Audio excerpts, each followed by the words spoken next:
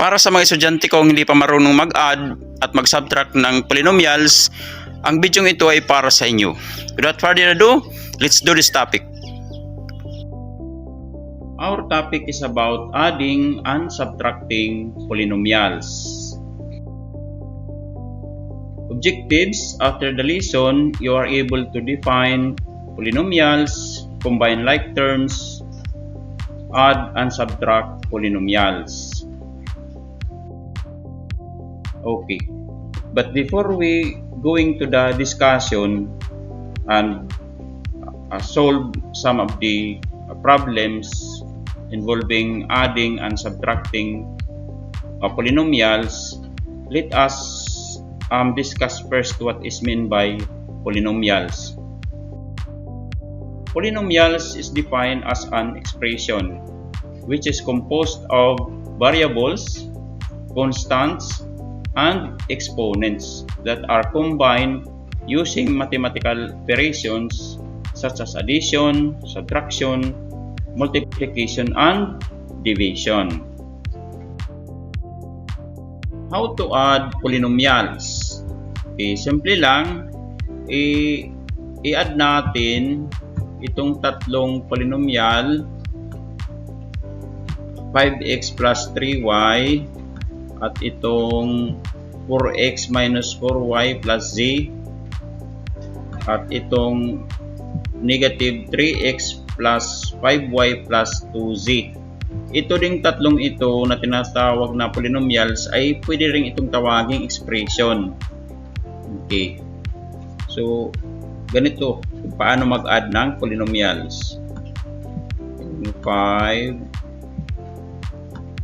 5x ko di maganda. 5x plus 3y. 3y.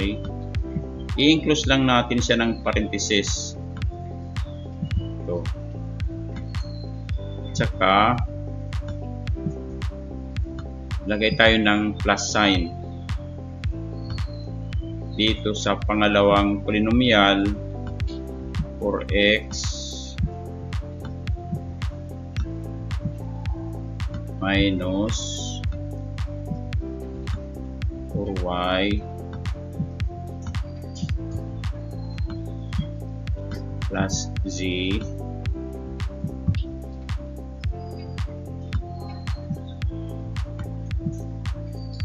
plus closing parenthesis, open parenthesis, 3x negative 3x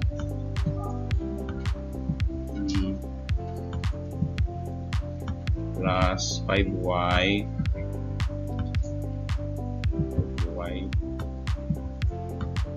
okay, plus 2 z. Okay. Ngayon, i-break natin yung mga parenthesis. I-write 5x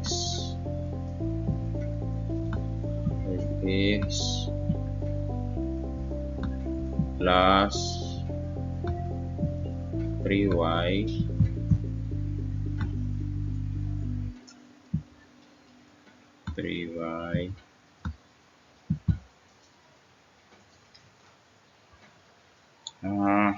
plus 4x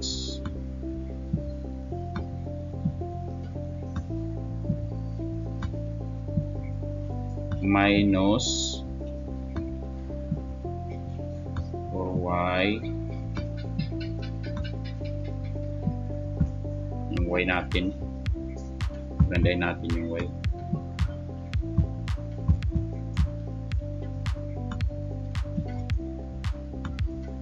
y natin plus z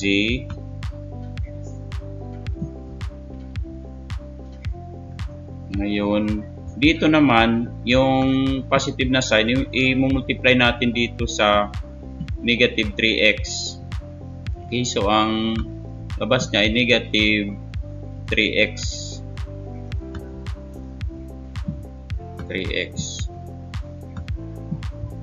Teka lang ha, erase ko lang ito para hindi kayo ma-tulog. Next, plus 5y. 5y natin. Medyo mahaba lang kasi tatlong polynomials ito. Plus 2z. Okay. Ngayon, kukombine na natin yung mga like terms.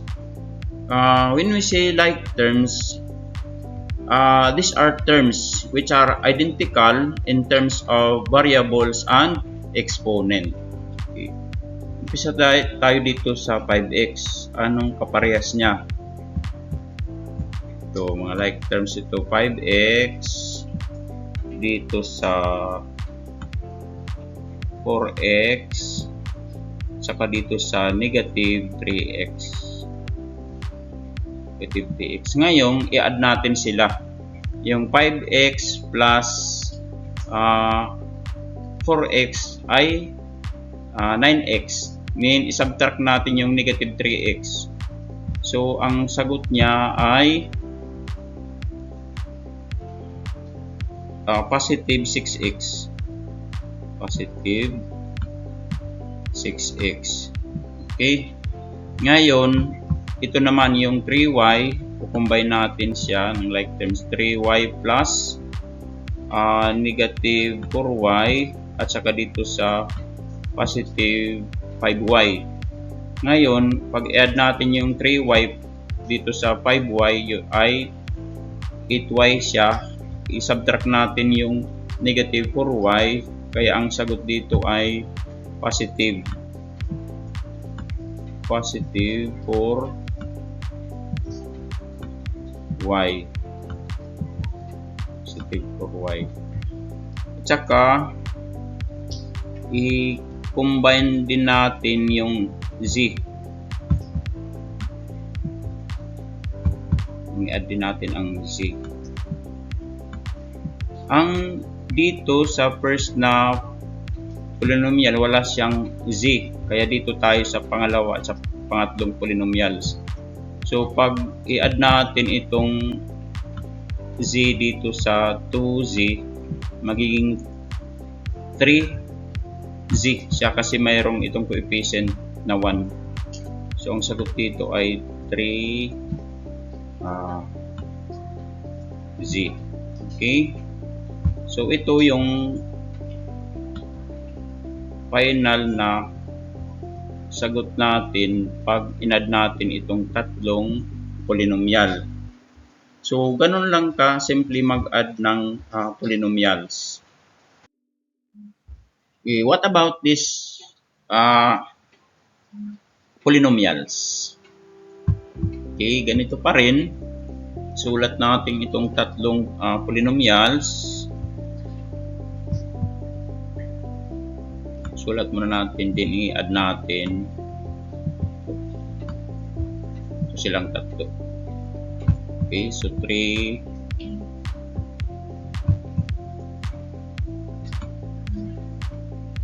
a squared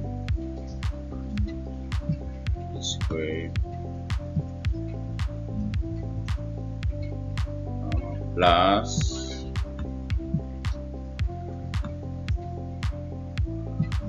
BB minus B squared. Okay. I-close yung parenthesis natin, then plus dito sa negative A squared plus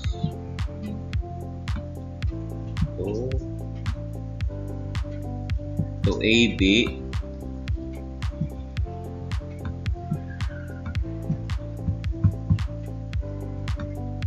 plus 3b squared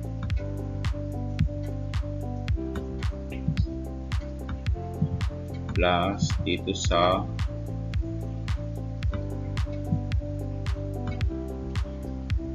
a squared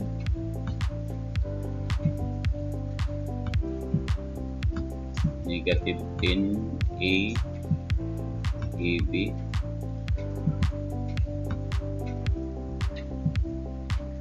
plus 4b squared.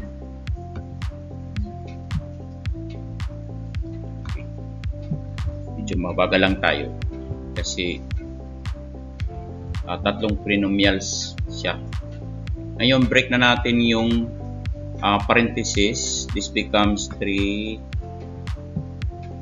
squared. Yan siya. Plus 3b minus b squared. Then i-multiply natin itong positive na sign dito sa negative a squared. Kaya negative a squared siya. Negative a squared. Then sulat niyo yung positive 2ab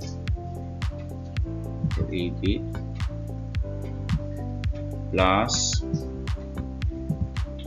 3b squared.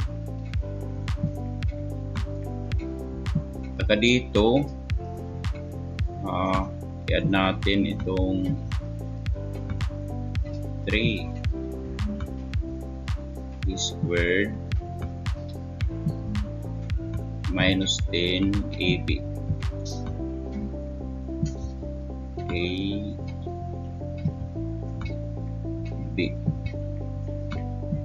plus yung 4b squared.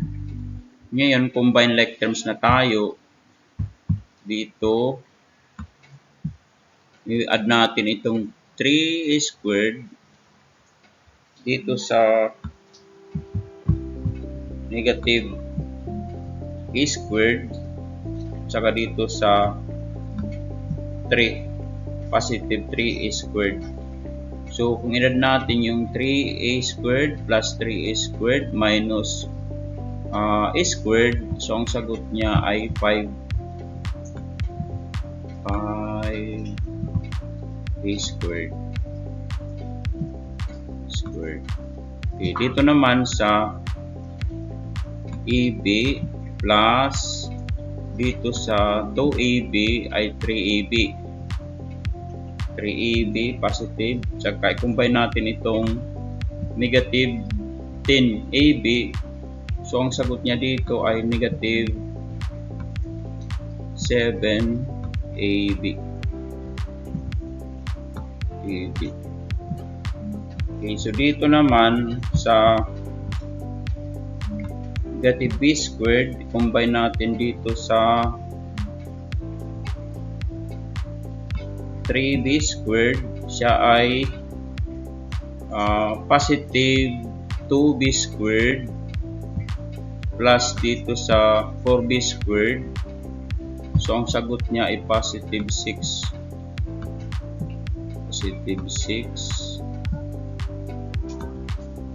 b squared. Okay, so ganon magsagot. Yes, ganon siya mag-add ng polynomial.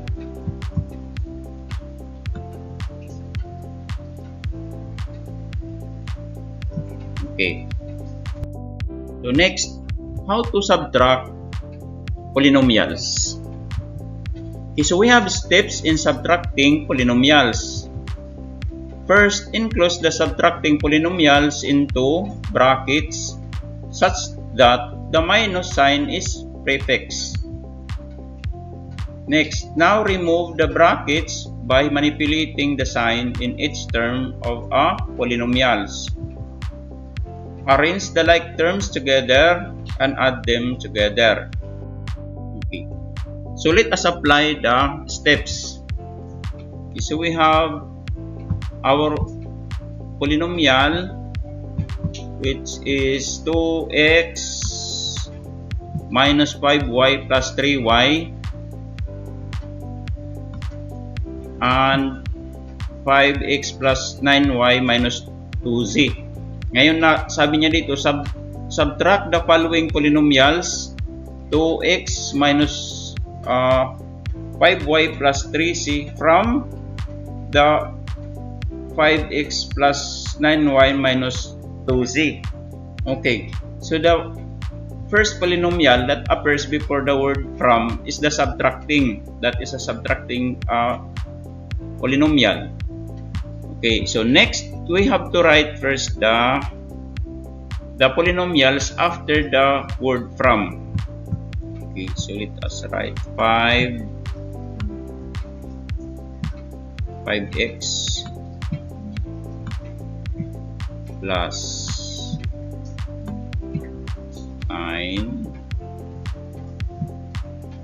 9y minus 2z. Press lang natin para maganda. Yung c, yung maliit lang dito. Okay. Ngayon, i-include natin ng parenthesis din para ma-emphasize natin. Ngayon, ilagay natin yung negative sign dito. Saka i-close parenthesis natin itong 2x, yung subtracting polynomial natin. Positive 2x minus 5y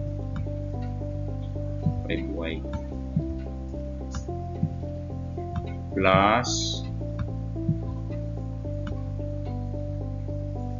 3z. Okay, ganito ang technique ko. Okay, break natin yung bracket dito sa first natin na polynomial. This becomes 5x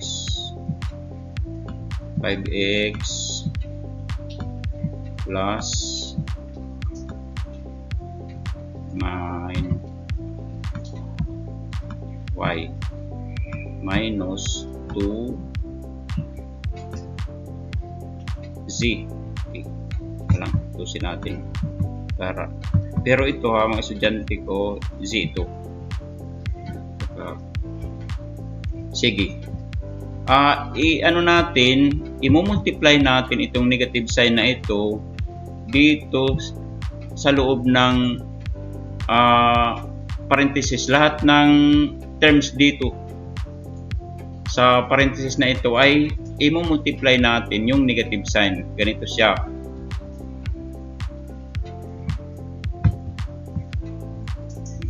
Lang ha. So ito i-multiply natin ito dito. So this becomes negative 2x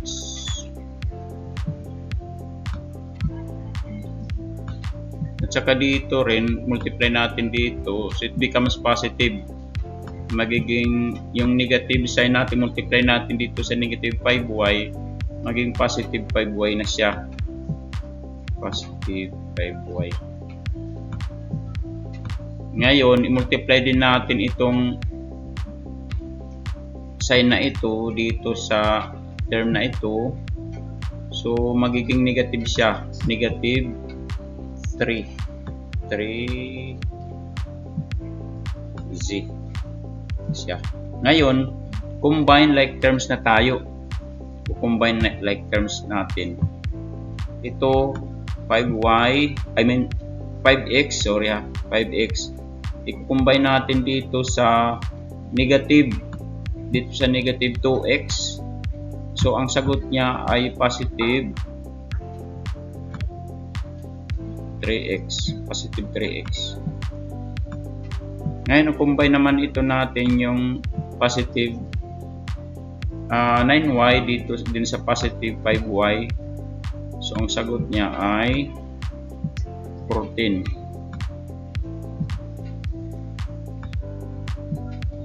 14y. Tsaka dito rin, i-combine natin ito dito. Sa pares ang kanilang sign, negative 2z at saka dito negative 3z. So ang sagot niya dito ay negative 5z. Okay, so yan ang sagot natin.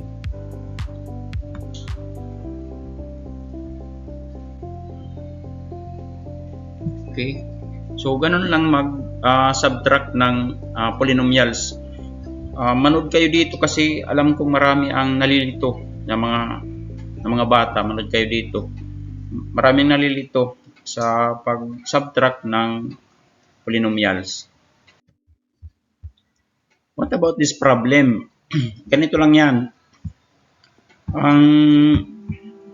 Yung polynomials na nakasulat after the word from, ito siya, ay yung unang polynomial na isusulat natin. So, x squared minus y cubed plus z. Okay.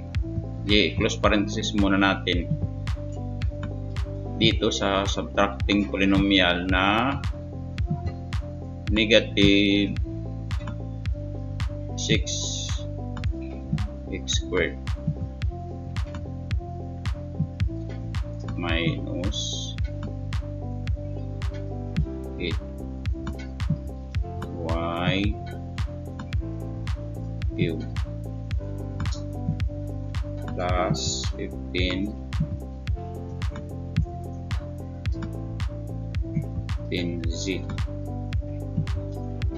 Okay. Next, break the parenthesis. This is x squared minus y cubed plus z. Ngayon, ano natin, i-multiply natin itong sign na ito, negative sign dito sa lahat ng terms sa loob ng parenthesis. Okay. Dito, multiply natin. So, negative sign times negative 6x squared, that is positive 6x squared. Okay. Ayun. Yung red ang nasulat natin. Okay. Dito naman, positive din sa 8 cube kasi pag i-multiply yung negative sign dito sa negative 8 cube, positive 8 cube siya. Saka dito naman ay negative siya kasi positive 15. Negative 15 z. Ngayon, combine like terms natin, itong x squared plus dito sa positive x squared, ang sagot niya ay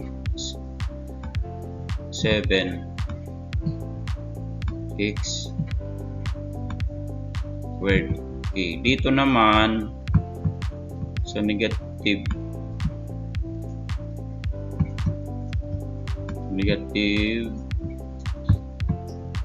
y cube dito sa 8 ay ang sagot natin dito ay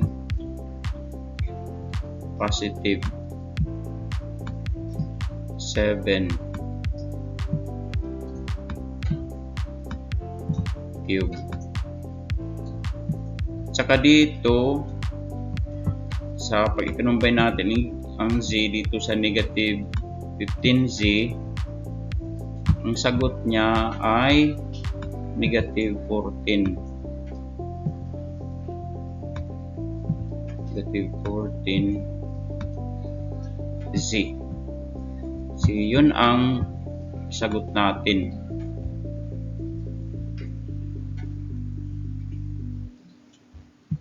Okay? So, ganun lang mag-add at mag-subtract ng polynomials. Sana mayroon kayong natutunan sa bidyong ito at salamat sa inyong panonood.